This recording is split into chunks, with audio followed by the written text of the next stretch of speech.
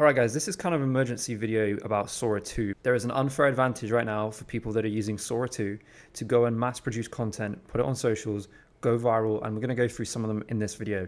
First of all, if you want to access Sora2, you now can via the API. So you can either use OpenAI credits or you can use this right here, which is Higgsfield.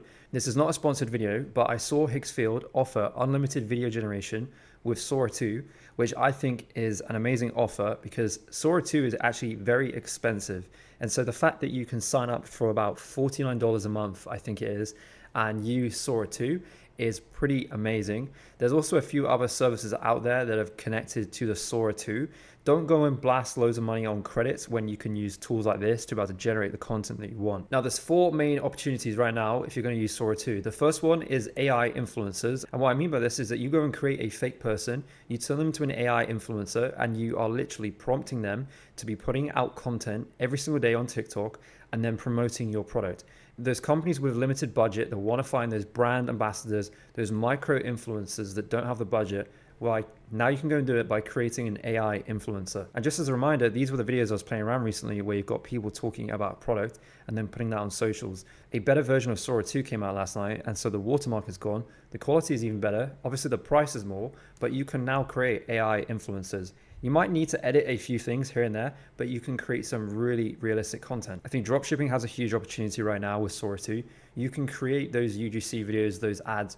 You can go and replicate what you see on Facebook ads library, or if you're using sites like Foreplay that will help you see what your competitors are doing, you can now replicate those products without having to wait for them to be shipped from China. So I actually think for dropshippers, this is a huge opportunity. But if you just see in high quality content, you can produce 4K ads. I did it recently for a client. We're running it on Meta right now. It is doing insanely well because we were able to prompt it in a way that just got exactly what we needed without the hassle of going back and forth with content creators. And then similar to the AI influencers, you could also just do a whole strategy here around AI micro UGC creators, where you literally are just getting a team, whether you're in the UK or the US, to mass create TikTok and Instagram accounts and then go and populate those accounts with micro influencer style content that is promoting a product. There is nothing as of right now that is stopping you from doing that and linking it to your TikTok shop.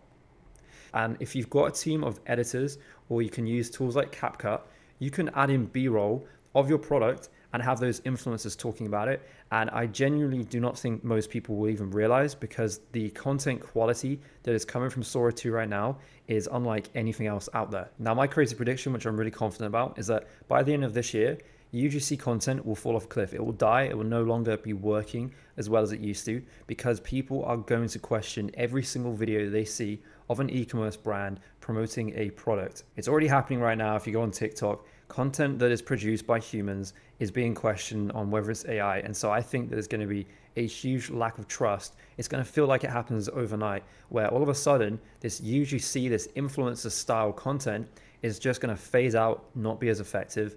I'm already starting to see that right now, and static is on the rise.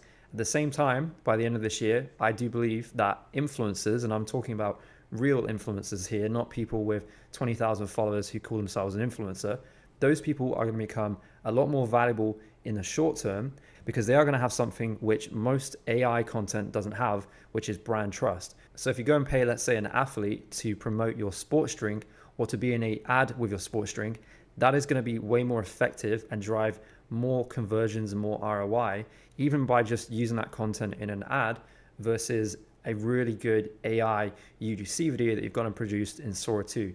Those are my two predictions for the rest of this year. And so the reason why I'm saying this is kind of like an emergency video is because I think that there's a short window of time where you can get some insane results right now. Then the masses will jump on, and I don't know where things will go from there. I think the whole dead internet theory could actually become, and it then becomes way harder to stand out on socials than what it is for the next couple of weeks. So again, if you want to access Sora2 and you don't want to spend loads of money, I would check out Higgsfield.ai. There's also a platform called Foul.ai, and if you go and sign up on here, you can load in your own credits and then use Sora2. It's about 50 cents per second if you're doing 1080p. So for a 10-second video, you're going to literally be paying $5. Obviously, if that video is good, you're going to get an ROI from it. But in the meantime, why not just use tools like this, where they are offering you unlimited generations for a very small period of time? You can go in there, you can test it, see what works, what doesn't, and then eventually these platforms will start charging, and that's when you then are going to become an expert and can then afford to go and pay what OpenAI are charging per video.